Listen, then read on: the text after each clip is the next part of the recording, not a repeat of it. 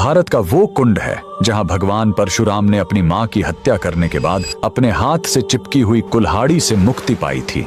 यह कहानी है महान ऋषि जमदग्नि और उनकी पत्नी पतिव्रता रेणुका की। कहते हैं रेणुका हर दिन नदी से कच्चे घड़े में पानी लाती थी और उनके सतीत्व के बल से वह घड़ा टूटता नहीं था। उनके 5 पुत्र थे जिनमें सबसे छोटे थे विष्णु अवतार परशुराम। एक दिन रेणुका ने नदी में कुछ गंधर्वों स्वर्ग के संगीतकार को जल क्रीड़ा करते देखा। उन्हें देखकर एक पल के लिए उनका मन मोह में पड़ गया और उसी क्षण उनके सतीत्व का बल टूटा और कच्चा घड़ा टूट गया। जब वो आश्रम लौटी तो ऋषि जमदग्नि ने अपने योग्य बल से जान लिया कि उनका मन भटक गया था। वो इतने क्रोधित हुए कि उन्होंने अपने पुत्रों को आज्ञा दी, अपनी मां का वध कर दो। जब चारों बड़े भाइयों ने मना कर दिया तो क्रोधित पिता ने उन्हें तुरंत पत्थर बन जाने का श्राप दे दिया। इसके बाद परशुराम ने पिता की आज्ञा को अपना धर्म समझा।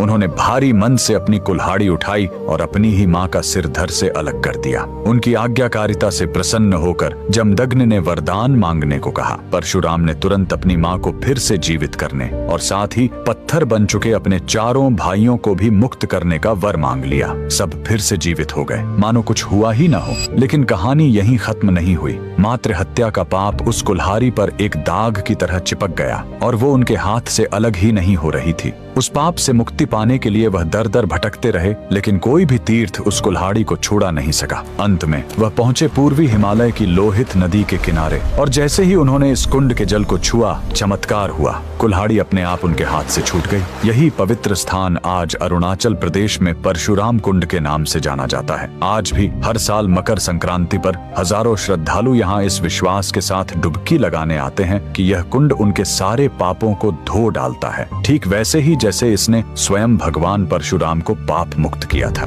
भगवान परशुराम को दिल से मानने वाले सभी भक्त कमेंट्स में जय परशुराम जरूर लिखें।